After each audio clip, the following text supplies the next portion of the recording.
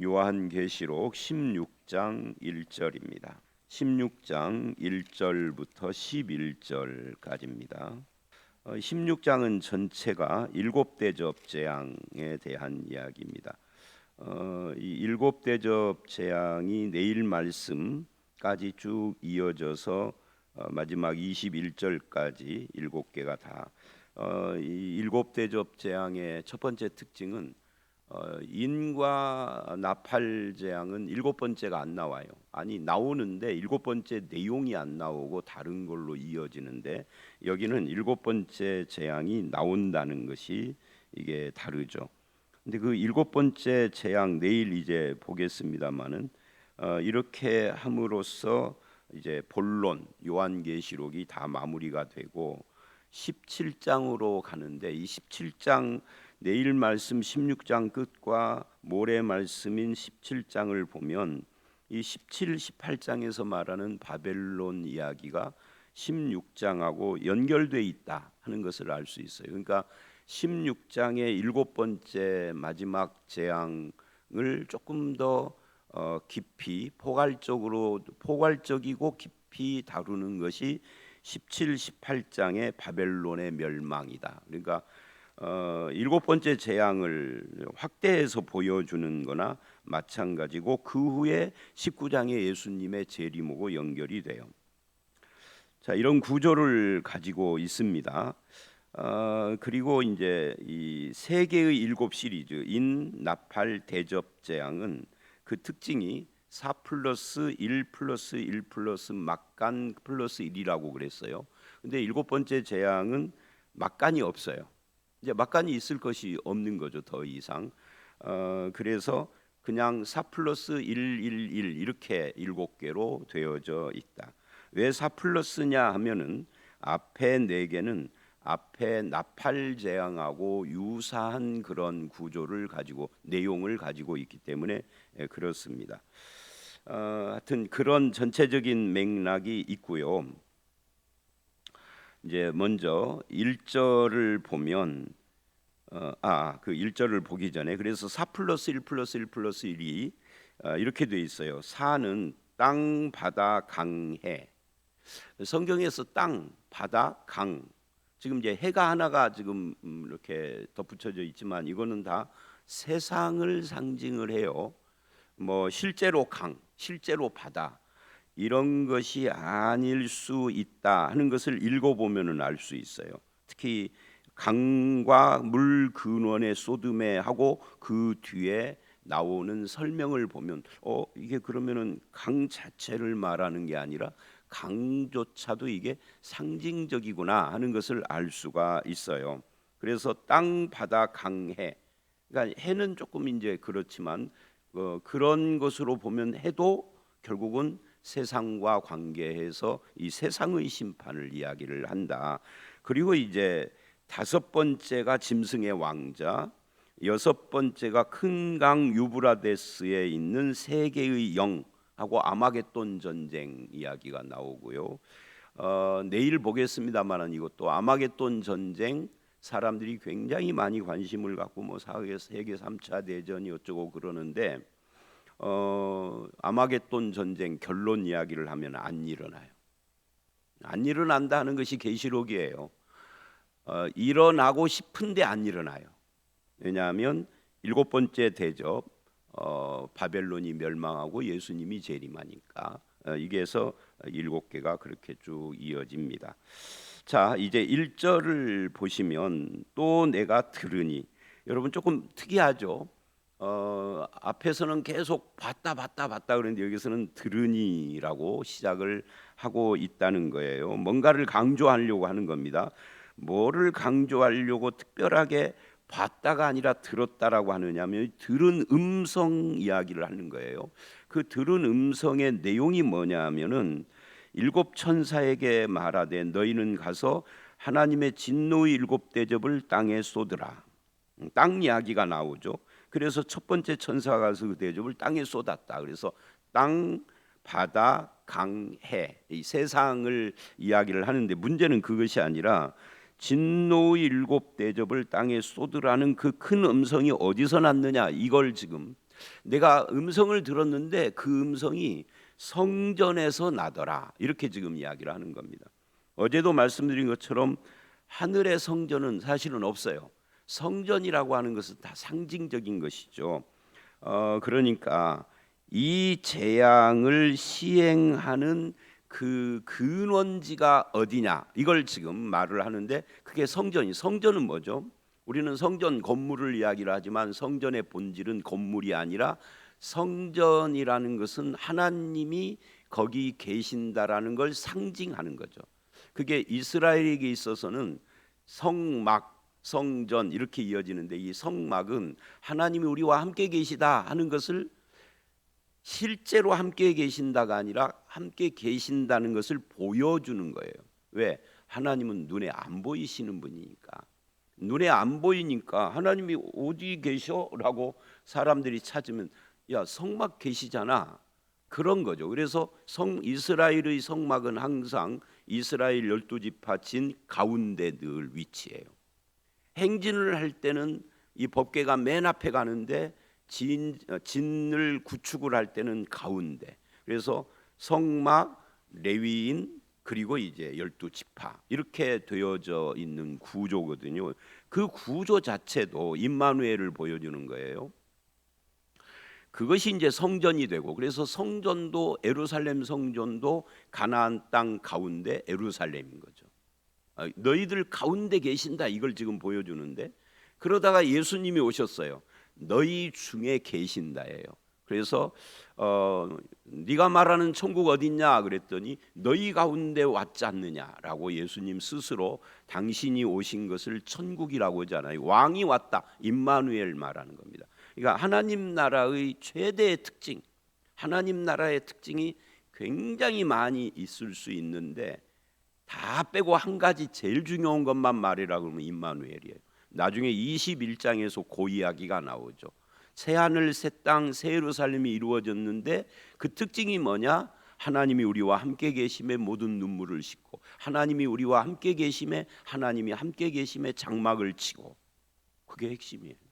그래서 임마누엘이다 하는 거예요. 그런데 그 하나님이 계시는 곳, 거기서부터 이 재앙이 시작된다. 그러니까 이거는 다시 4장 5장으로 돌아간 거나 똑같아요. 그죠?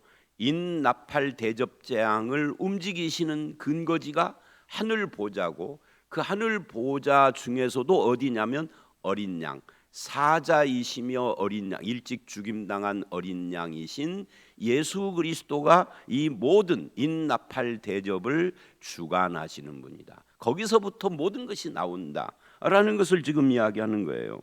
세계의 7 시리즈는 전부 그래서 비슷한 내용의 반복인 거죠. 자, 그래서 인도 하늘 보좌 어린 양이 인을 떼서 시작이 됐고, 여러분 나팔 기억 그러세요? 이제 며칠이 지났기 때문에 잊어버렸죠. 이 8장 1절로 5절을 보면, 나팔 재앙을 시작하기 직전에 하늘이 반시쯤 고요하더라. 그런 다음에 그 고요한 하늘에서 어떤 이야기가 나오느냐면, 성도의 기도가 금 향로에 담아서 올라가고, 그 비어버린 향로에 불을 담아서 땅에 쏟는 그 장면이 나와요. 그러니까 인이든 나팔이든 다 하늘 보좌에서 주관하는 거예요. 그리고 이제 마지막 대접 재앙도 성전에서부터 음성이 들리며 대접을 쏟으라 해서 하나님께서, 즉 하늘 성전을 중심으로 이 재앙이 일어난다 하는 것을 보여주고 있어요. 그러니까 이 세상은 세상이 중심이 아니라 하늘이 중심이에요. 스카이 하늘 말고요, 헤븐 하늘. 존 레논이라고 하는 유명한 그 팝 가수가 부른 그 노래 중에 세계적으로 히트한 노래의 첫 번째 시작이 이렇게 시작이 돼요. 천국이 없다고 가정해보라, 상상해보라. 그러면서 이 세상의 폭력적인 존재들을 쭉 이야기를 하는데, 그게 국가 권력과 종교예요. 그러니까 존 레논의 그 노래가 세계적 히트를 하면서 어쩌면 기독교인 수가 확 줄었을지도 몰라요. 뭐 제가 그쪽의 연구자는 아니지만, 그러니까 안 믿는 사람들은 천국이 없다고 상상하기를 좋아하는 거예요. 천국이 있으면 괴롭잖아요. 모든 무슨 이 세상이 잘못된 것은 천국을 믿는 종교인으로부터 시작됐다라고 하면서 사람들이 다 고개를 끄덕이면 맞아, 십자군 전쟁도 그렇고 뭐 히틀러 그쪽도 그렇고 다 그런단 말이죠. 천국이 없기를 원하는 거고, 없어야 내가 즐길 수 있잖아요. 자, 어쨌든 그 세상은 천국이 아니라 이 세상 자기들이 중심이라고 착각하고 그러고 싶어하고 그래야 즐길 것 같고 그러는데, 성경은 뭐라고 그러냐면 착각하지 마. 세상의 모든 것의 중심은 천국인 거야. 하늘인 거야. 하늘 보좌로부터야. 성전에서부터 시작되는 거야 라고 지금 이야기하고 있는 거예요. 요 1절에 성전에서 큰 음성을 들은, 이게 굉장히 중요한 계시록을 보는 핵심일 수 있어요. 제가 우리 집에서 여기까지 걸어오는데 한 3분 걸려요. 3분 4분 정도 걸려요. 뭐 아파트 엘리베이터가 갑자기 누가 타고 밑으로 먼저 내려갔다 올라오면은 플러스 1 정도에서 한 5분 이렇게 걸리는데, 걸어오면서 이제 그런 생각을 해본 거예요. 이 계시록에서 어려운 사람들이 왜 어렵다고 그럴까? 두 가지 때문이다. 신학자들이 되게 이것을 신학적으로 설명을 하고 책을 이렇게, 제가 아는 계시록 책이 두께가 이 정도 돼요. 우리나라 사람이 쓴, 이 질려버리는 거죠. 목사들도 못 읽는 거예요. 너무너무. 그래서 제가 우리 집에 사서 그분이 쓴 책이 이렇게 두꺼운 것과 이만한 책하고 두 가지가 있는데, 이렇게 사서 이렇게 읽어보면은 너무 설명이 그렇게 장황하고 헷갈리게 여기저기 왔다 갔다 하는지를 모르겠어요. 뭐 구약적 근거를 댄다면서 안 해도 될 이야기를 그렇게 많이 해서 질려버리게 합니다. 첫째, 계시록 어려운 이유. 두 번째, 이게 더 심각한 것은 음모론을 주장하는 신비주의자들, 뭐 기도에서 뭘 봤니 들었니 하는 이딴 거 이야기하는 이 신비주의자들이 계시록을 다 암호로 풀었어. 이놈의 암호라는 것이 일반 평신도들은 알기가 어려워. 근데 여러분 생각을 해보세요. 지금 반모섬에 유배가 있는 요한에게 하나님께서 이 계시의 말씀을 주셨을 때 그렇게 엄청난 신학 연구를 해야 알거나, 아니면 막 기도를 깊이 해서 지리산 동굴에서 20년쯤 해야 암호가 풀리는 그런 걸 주었을까요? 도대체 못 먹는 떡을 왜 주신 거예요? 나는 그렇게 생각하지 않아요. 누구든지 예수 믿는 사람 읽으면 착착 알아듣게 주셨다라고 봐요. 다만 우리하고 시대 차이가 있고 문화 차이가 있어서 약간, 많이가 아니라 약간 좀 어려워 보이는데, 오면서 그 생각, 계시록이 어디가 어려울까? 1장은 첫 번째니까 좀 어렵겠지. 왜냐하면 막 신비한 그런 표현들이 나오는데 그러겠죠. 1장이 지나가면 2, 3장은 어렵지 않아요. 1장을 기반으로. 4장, 5장 어려울 것도 없고, 6장이 인 이야기 나오니까 좀 어렵겠다. 7장 어렵지 않아요. 입 맞은 이야기. 8, 9장 뭐 나팔 이야기니까 좀 어렵게 생각을 하겠지, 패턴 모르는 사람은. 그리고 뭐예요? 10장, 11장 뭐 말씀 먹고 전도하는 이야기. 12장이 조금 어렵겠죠. 용, 여자, 아이. 그런데 이것도 풀면은 어렵지 않은데, 13장의 바다 짐승, 땅의 짐승은 어려울까?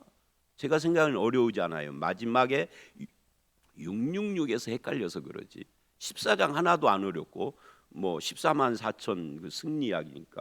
15장 어제 봤던 것처럼 안 어려워요. 근데 16장 좀 어렵겠죠. 대접. 그 17, 18장은요 안 어려워요. 읽어보시면. 바벨론 이야기인데, 19장의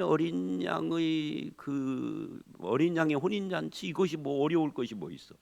20장의 천년왕국 문제 때문에 조금 살짝 어렵겠구나. 제가 오면서 생각한 거예요. 22장으로 된 계시록에서 한 5장 내지 6장이 어렵고 나머지는 쉽네. 5장이 어려우면 어떻게 되죠? 4분의 1이에요. 4분의 3은 안 어려워. 근데 이놈은 신비한 암호풀이 하는 신비주의자들이 어렵게 하고, 이딴 말에 막 손으로 이렇게 쥐어지지도 않는 책을 쓰는 신학자들이 어렵게 만들었어요. 이 계시록이요, 저와 여러분처럼 신학 공부도 아는 사람이 읽어도 알 수 있게 주신 거예요. 우리가 복잡하게 만든 거지. 복음으로 돌아가서 보면 된다 그 말이에요. 자, 그래서 성전에서부터 이거 시작됐다. 얼마나 쉬워요, 성전에서 이렇게.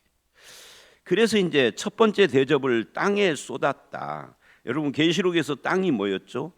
믿지 않는 이 세상 사람들을 상징했어요. 바다가 뭐였죠? 바다도 세상을 상징했어요. 유리 바다, 불이 타는. 우리 어제 봤죠?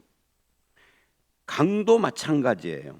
그래서 땅에 쏟음에 짐승의 표 받은 사람들, 맞죠? 안 믿는 사람들 땅이라고 하니까 짐승의 표 받은 사람들, 즉 안 믿는 사람들, 그 우상에게 경배하는 자들, 13장에 나오는 그 사람들, 그들에게 악한 독한 종기가 나더라.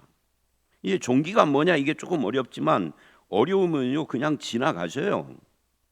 뭐 그 종기 나면 되게 아프겠네 하고 지나가면 돼요. 종기 가지고 한 열흘쯤 기도하고 안 하셔도 돼요. 문제는 땅을 심판하고 계신다 하는 이야기입니다. 둘째 천사가 대접을 바다에 쏟음에 바다가 곧 죽은 자의 피같이 되니 바다 가운데 모든 생물이 죽더라. 바다도 이 세상을 말하는 거거든요. 그러니까 이 세상이, 거기에 사는 모든 생물들이 다 죽는. 강도 마찬가지예요. 마치 이것이 출애굽을 할 때 10대 재앙하고 유사한 측면이 좀 있죠.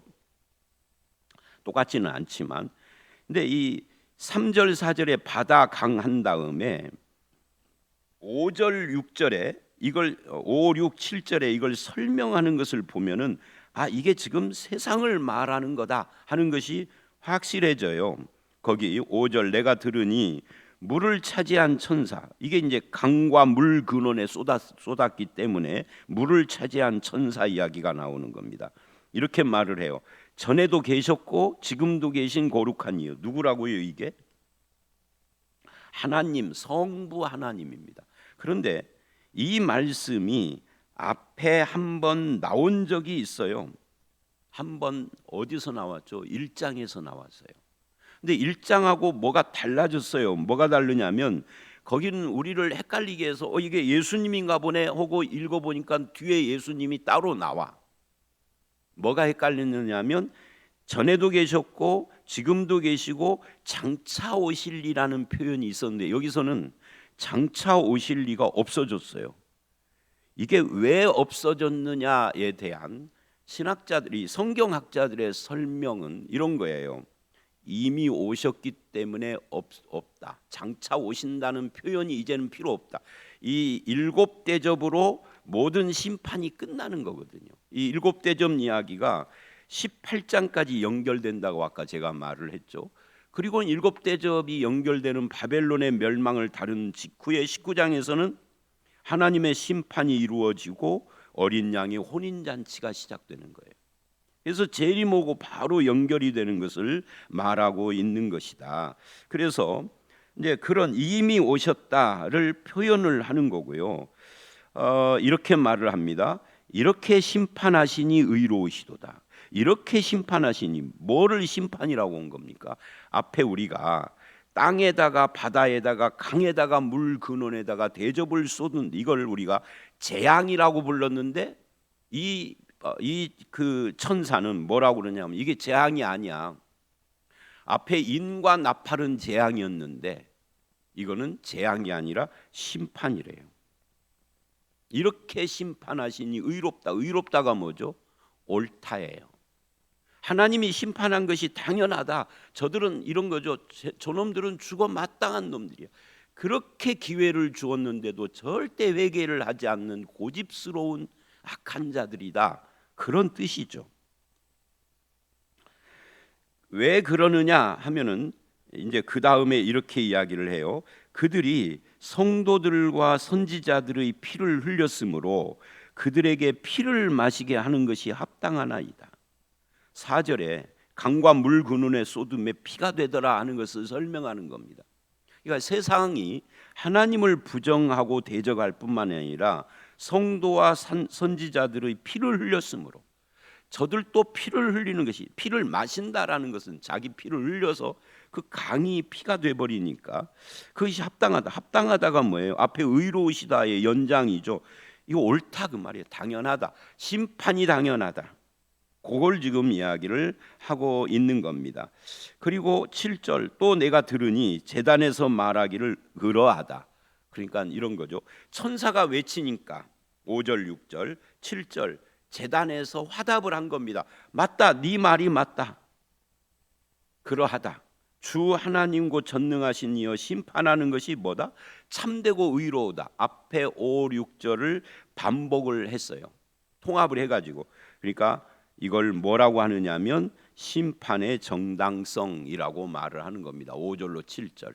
그러면 하나님의 심판은 이 섬진강에다가 하나요? 남해 바다나 동해 바다에다 하나요? 말도 안 되는 코미디죠. 그런 말을 한다는 것은 섬진강이 아니라 세상을 말하는 것이단 말이에요. 이 5절로 7절을 읽어보니까 앞에 나오는 땅, 바다, 강이라는 것이 땅은 뭔가 막 골치 아프게 오면서 뭐 암호 푸는 사람들이 있는데 그 좀 웃기는 거죠. 이게 지금 세상 심판을 말하는 거다를 5절로 7절을 읽어보면 나오는 겁니다. 그래서 세상을 심판하는 겁니다. 그런데 8절에 이제 네 번째 천사 이야기가 나와요. 그 대접을 해에 쏟음에 해가 권세를 받아 불로 사람을 태우니, 해가 권세를 받아 불로. 그래서 어떤 사람들은 뭐 이게 말세가 되면 해가 뭐 온도가 어떻게 되고 뭐가 흑점이 막 폭발을 하면서 지구가 뜨거워지고 막 이런 이야기를 하기도 해요. 요즘 이제 지구가 많이 지금 뜨거워졌죠. 요거는 해 문제라기보다는 지구 자체의 어떤 환경 변화겠죠. 인간들이 저지른 이런 문제도 있고 뭐 학자들도 여러 가지로 말을 해요. 이게 인간의 그 온실가스 문제라고 하는 사람들은 이제 전통적인 그런 주장하는 사람들이고 그 반대하는 사람들도 있더라고요. 학자들 중에는 그건 아니다. 인간은 주기적으로 뜨거워졌다가 식었다가를 했다. 그래서 옛날에 뭐 성경에는 그런 이야기가 안 나오지만 무슨 뭐 그거 뭐죠? 빙하기 같은 거 그런 이야기를 하기도 합니다. 알 길이 없죠. 뭐 우리가 1000년쯤 살아야 이걸 알지 100년 못 사는 사람들은 그걸 체험으로 알 수가 없어요. 네가 맞는지 내가 맞는지. 어쨌든 이 해가 권세를 받았다라는 말은 이게 해가 뭐 뜨거워져서 무슨 일이 일어나고 이런 것이라기보다는 오히려 앞에 나오는 땅, 바다, 강 그리고 해만 남은 거죠. 사실은 전통적으로 이 세상과 관계되는 것이 그런 것이다. 그래서 사람을 불로 사람을 태우니 거기 9절 사람들이 크게 태움에 태워진지라 이 재앙들을 행하는 권세 가진 하나님의 이름을 비방하며 회개치 않고. 이 중요한 거죠. 그러니까 이런 심판들이 막 떨어져도 오히려 하나님께 회개하기보다는 하나님께 비방을 하고 영광을 돌리지 않는, 인생이 아무리 힘든 어떤 고난 풍파 심지어 심판을 당해도 사람들이 회개하지 않는다. 회개할 자만 회개한다 하는 것을 보여주고 있다는 것이에요. 이렇게 해서 땅, 바다, 강, 해 이런 것들에 대한 하나님의 심판이 이루어지고 그 결론은 회개치 않고 하나님을 비방하는. 하나님을 비방하는 것은 이런 거죠. 이 재앙 또는 이 심판의 원인이 뭐냐라고 할 때 사람들은 내가 죄를 지어서 이 심판을 받는다라고는 절대 생각하지 않는다는 거죠. 내가 죄를 지었기 때문에 하는 사람은 복 받은 사람인 거예요. 그 사람은 복 받아서 회개하고 예수 믿어 구원받을 사람이잖아요. 근데 대부분의 사람들은 이 재앙과 이 고통의 원인이 하나님이다라고 생각을 한다고요. 내 죄라고 생각하지 않고. 그래서 안 믿는 사람도 어려운 일이 생기면 이렇게 말을 해요. 제가 안 믿는 우리 뭐 친척이나 안 믿는 친구나 이런 사람들이 뭐 자주는 아니지만 저를 만나면 야, 네가 믿는 하나님이 정말 있다면 왜 이렇게 어렵냐라고 해요. 어려운 것이 꼭 하나님 탓이라고 안 믿는 사람들이 그렇게 생각해요. 믿는 사람들은 하나님하고 연결을 안 해. 그런데 안 믿는 사람들이 더 신앙이 좋아. 하나님하고 연결을 해서 항상 원망을 해요. 좋은 일은 하나님의 축복이라고 절대 말하지 않아요. 내가 잘난 거야. 그죠? 이게 세상 사람이다 하는 것을 지금 보여주고 있는 거예요. 제가 아는 어떤 집사님의 아버지께서 평생 기독교와 신앙을 핍박하고 싫어한 분이에요. 그 며느리가 예수를 잘 믿었는데 그렇게 핍박을 많이 했어요. 근데 이제 당신이 연세가 많아가지고 돌아가시기 전에 암 선고를 받고 병원에 입원을 했는데 이분이 계속 그런데요. 막 고통이 오면은 아이고 하나님, 아이고 하나님. 그러면 이제 며느리가 너무 좋잖아요. 저한테 목사님, 우리 아버님 지금 가서 신방하고 기도하면은 받아들일 것 같아요. 그 저보고 가자는 거예요. 그러면 저는 뭐 목사니까 아이 뭐 그게 좀 안 그럴 것 같긴 하는데 하도 그 며느리가 착한 거죠. 갔어요. 아이고 하나님을 찾는다니까 복음을 전하잖아요. 외면을 하고 차마 남이고 목사라 말은 표현을 하는데 다 외면을 하고 눈 감고 뜨지를 않아요. 그리고 고통스러우면 나 없을 때 아이고 하나님 그런데요. 이게 인생이다, 인간이다 하는 것을 지금 이 본문이 보여줘요. 그리고 이제 다섯 번째 천사가 8절로 11절입니다. 대접을 해에 죄송합니다. 8절이 아니고요. 10절 11절. 또 다섯 번째 천사가 그 대접을 짐승의 왕좌에 쏟으니 이제 드디어 땅 바다 강해라고 하는 자연에 대한 표현이 아니라 짐승의 보좌예요. 그러니까 땅 바다 강해 세상에 대한 것이 다 끝나고 이 모든 회개치 않고 하나님을 비방하는 이 세상의 근원이 어디냐 하는 것을 보여주는데 그게 짐승의 왕좌예요. 이 짐승의 왕좌는 이게 13장에 나왔던 그 두 짐승하고 관계가 있죠.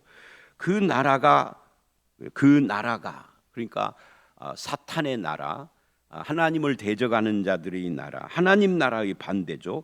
어두워지며 사람들이 아파서 자기 혀를 깨물고, 그러니까 이 짐승의 왕자와 거기서 통치하는 그들의 나라는 세상하고 동의어인 거예요. 이 세상 나라의 배후에 짐승이 있다라는 것을 보여주고, 짐승 배후에는 누가 있어요? 용, 사탄이 있는 거죠. 그래서 사탄의 삼각편대 이야기했잖아요. 그래서 어두워지며 이게 심판을 상징하는 겁니다. 사람들이 아파서 자기 혀를 깨물고, 여러분 자기 혀를 깨물면 어떻게 돼요? 자기 혀를 깨물면 죽을 수 있어요. 혀 깨물면. 그래서 자살할 때 옛날 사람들이 혀 깨물고 자살했다 그러잖아요. 근데 혀를 깨물고 자살할 지경이 되면 얼른 회개해야 하는데 회개는 절대 안 한다가 결론이에요. 11절 아픈 것과 종기로 말미암아 하늘의 하나님을 비방하고, 이 종기로 말미암아가 왜 여기 나오죠? 이것이 첫째 대접을 땅에 쏟을 때 독한 종기가 거기 있었는데 갑자기 여기서 중간에 안 나오다 여기서 갑자기 종기가 또 나와요. 그래서 이게 각각의 어떤 장소나 어떤 대상이라기보다는 이게 전체가 이어지고 묶여져 있는 거예요. 네 개의 그 대접과 다섯 번째 이 짐승의 왕자가 각각이 아니다는 거죠. 그래서 근원, 이 모든 세상의 근원지인 짐승의 왕자에다가 소돔에 거기 그 나라에 속한 사람들이 아파서 혀를 깨물고 아픈 것과 종기로 말미암아요. 앞에 첫 번째하고 연결이 돼 있다. 그래서 하늘의 하나님을 비방하고 두 번째나 나오죠. 그들의 행위를 회개치 아니하더라. 그래서 결국은 이 세상은 이 고통과 심판을 받을 수밖에 없는 근원이 하나님이 아니라 짐승의 왕자, 13장에 나온 바다 짐승, 저 그리스도죠. 땅의 짐승, 이 거짓 종교죠. 여기로부터 시작된 거다. 세상 권세를 상징해요. 바다에서 나온 짐승은. 그리고 땅의 짐승은 종교를 상징하고요. 세상 권세와 종교라고 하는 이 두 가지가 짐승의 보좌인데, 이것을 그래서 사람들은 저 그리스도 이렇게 표현을 하기도 합니다. 어쨌든 세상의 고통의 원인은 하나님이 아니라 이 짐승의 왕자에 있고 그 나라에 있는데, 사람들은 그것 때문에 심판을 받으면서도 회개하지 않고 오히려 사탄을 원망하는 것이 아니라 하나님을 원망하고 비방하더라가 결론인 겁니다. 물론 아직 결론이 아니에요. 내일 말씀에 6번째, 7번째가 있으니까. 자, 그러면 여기서 우리가 이제 결론적으로 이걸 질문해야 되겠죠. 우리는 어디에 속한 자인가? 우리는 어려운 일을 만나면은 무엇을 하는 자인가? 이걸 생각을 해봐야 되겠죠. 힘들고 어려운 일을 만났을 때 회개하고 하나님을 바라보는 자는 믿는 자요, 하늘에 속한 자요. 하나님을 비방하고 회개치 않는 자는 땅에 속한 자요, 짐승의 왕자가 그들의 왕이고 그들을 통치하는 거예요. 그죠? 그리고 우리는 어디에 속했느냐라고 할 때 바로 하늘에 속한 자다. 우리는 이 땅에 속한 자, 짐승의 왕자의 다스림을 받는 자가 아니라 그리스도의 통치를 받고 사는 자다. 이것을 분명히 해야 할 필요가 있다. 혀를 깨물 정도로 괴로운데 회개치 않는 이 끔찍한 모습이 저와 여러분의 모습이 아니라, 우리는 회개할 일에 대해서 주저하지 않고 하나님을 원망하는 것이 아니라 하나님을 소망하고 바라보는 그런 믿음의 삶을 살아가는 저와 여러분들이 다 되시기를 주의 이름으로 축원합니다. 함께 기도하겠습니다. 하나님 아버지, 그렇습니다. 땅, 바다, 강, 해로 대변되는 이 세상을 심판하시는 7 대접을 우리가 받습니다. 그리고 그 모든 심판의 원흉이 되는 짐승의 왕자와 그 나라의 통치 속에서 괴로워 혀를 깨물면서도 회개치 않고 하나님을 원망하는 세상 사람들을 봤습니다. 아버지 하나님, 우리가 이런 세상을, 불신 세상을 보면서 안타까워할 뿐만 아니라 우리가 그 세상에 속한 자들이 아니라 하늘 성전에 속한 자요, 이 세상의 모든 이 심판의 근원지가 하나님이고 하늘 보좌며 하늘 성전인 것을 깨닫고 감사를 드립니다. 우리의 아버지가 되시고 우리의 소속한 나라가 되는 하나님 나라의 백성으로서 우리가 회개할 줄 알고 하나님을 소망할 줄 알고 그리스도와 동행하며 그 임마누엘을 누리며 사는 성도가 되게 하시니 감사를 드립니다.